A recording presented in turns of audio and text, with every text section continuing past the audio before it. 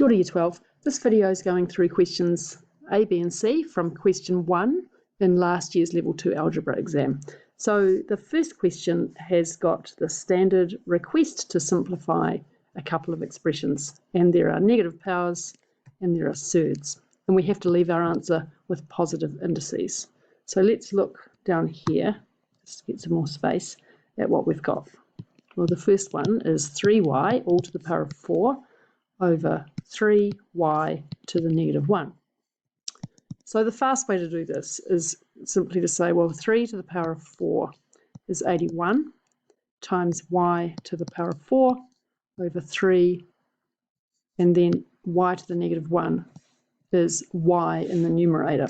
And that's if you're confident at this stage of the year with negative powers, which most of you should be. So that simplifies to give us 27y to the power of 5.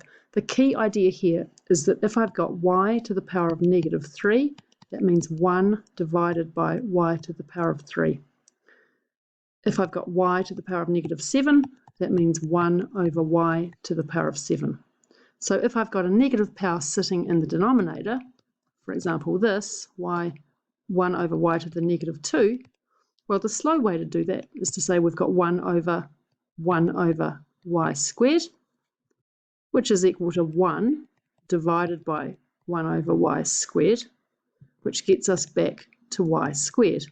Now, that was really slow, and we don't want to have to keep doing that. So pretty quickly, what our brain will do is to say that when we see a negative power as a factor in the denominator, it's just the positive power up in the numerator. And so that's what I did here. Okay, so the slower way to do that one is this. We've got 3y to the power of 4 over 3y to the negative 1. We can go term by term, and we get 3 to the power of 4, y to the power of 4 over 3 to the power of 1, y to the power of negative 1. And using our rules from back in year 9, we can subtract the powers. We've got 3 to the power of 4 take away 1, so 3 cubed, and then y to the power of 4 take away negative 1, which again, of course, gives us 27y to the power of 5. So that's the answer for that first one. In the next question, we have to simplify this expression, so the cube root of 8 times y to the power of 27. So the cube root of 8 is simply 2, and the cube root of y to the power of 27 is not y cubed. And that's probably the most common mistake the markers have seen when they're marking this paper, I'm guessing. I don't know, I've got nothing to do with marking the exams. So that's the fast way of doing that one.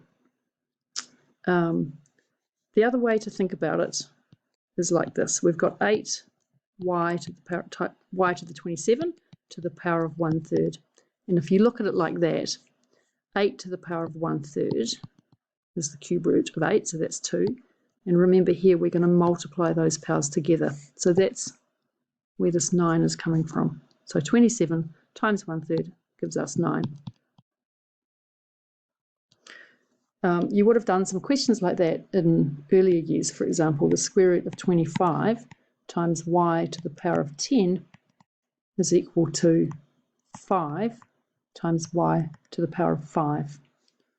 Right, so this cube root here with the 27 is designed to really check that you understand how fractional powers work. And we can check that one back. If we take 2y to the power of 9 and we cube it, we should end up with what we had to start with under here. So 2 cubed is 8, and now multiplying my powers together gives me y to the power of 27. Okay, so that's the first couple of questions done.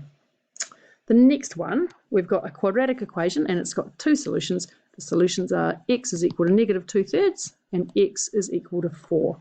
And we have to find the original equation, giving our answer in this form where a, b, and c are whole numbers. This is checking that you really understand what it means for a quadratic to have solutions.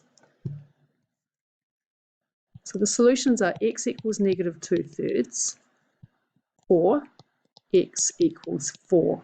So we're going to work backwards until we can get a bracket, bracket, bracket, bracket for our two factors, equaling 0, and then we're going to expand this, and then we'll be done.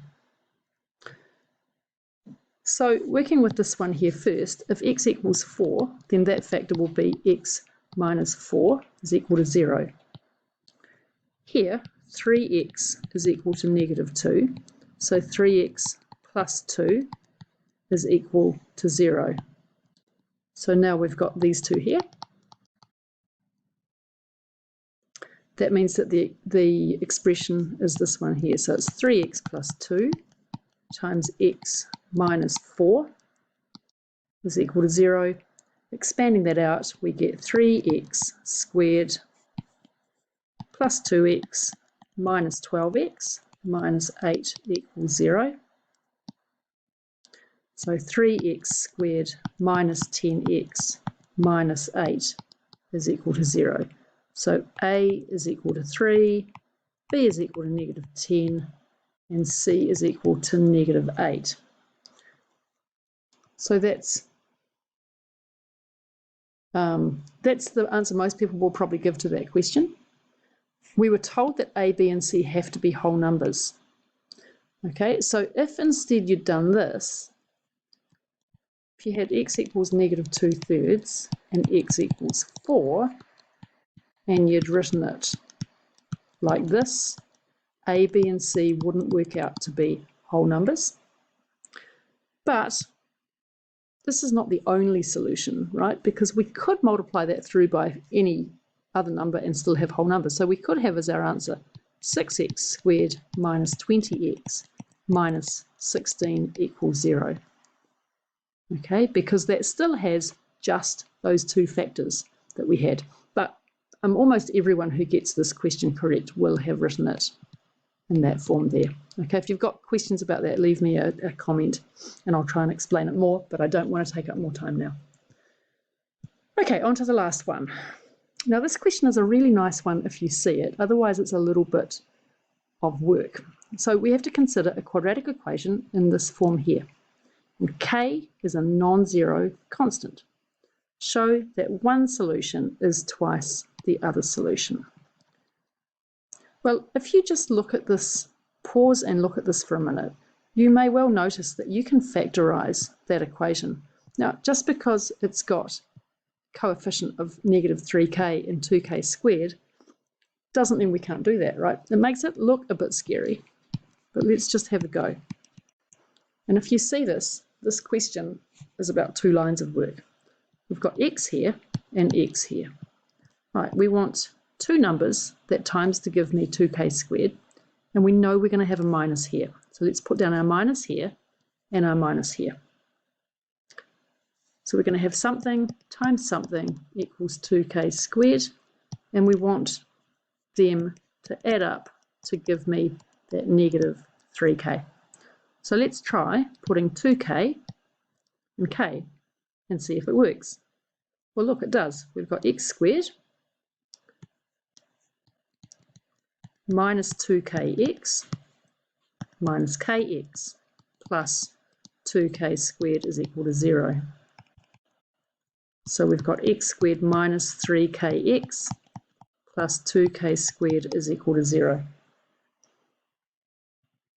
So let's write this out properly now, because what we have to show is that one solution is twice the other solution. I'm going to show you the long and painful way to do this in a minute.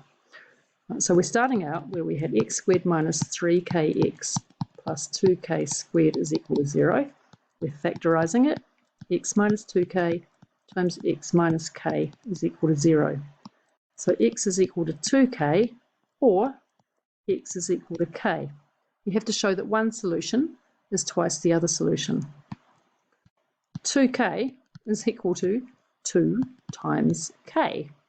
So, I mean, that's just so obvious, I don't even know if you have to write it. So one solution, 2k, is twice the other, which is k. Right, so that's all great, and well done if you did spot that. But I'm betting that many of you will have tried to do this by finding the two values of x using the quadratic formula. And that works too, and I'm going to do it that way now. So you can stop watching. We're at 10 minutes already, so if you've got the hang of it, you don't need to watch this bit. So let's suppose that we didn't see how to factorise it. We've got x squared minus 3kx plus 2k squared equals 0. We're going to do the quadratic formula. A is 1, b is negative 3k. I guess I mean apply the quadratic formula, not do the quadratic formula. Right, so x is equal to negative b plus or minus this, the discriminant, square rooted, divided by 2a. Right, looks horrible, but it falls out quite well here. So x is equal to negative 3k. So 3k plus or minus this.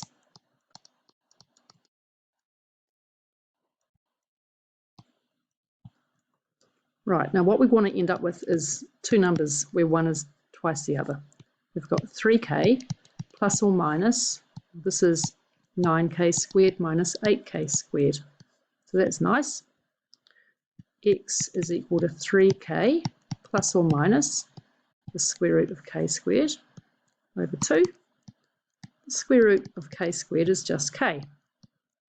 So here are my two x values. X is equal to 4k over 2, which is 2k, or x is equal to 2k over 2, right, that's 3k take away k, which is equal to k.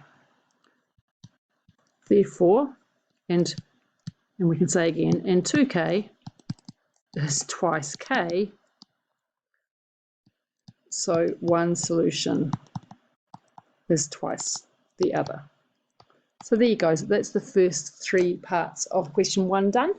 Question 4 is just a little bit more work, so I don't want to squish it into the last 3 minutes, so I'll do a video on that probably sometime tomorrow. Thanks very much for watching. If you've got all the way to the end, you can come and claim a fruit burst from my classroom if you're at Wellington College.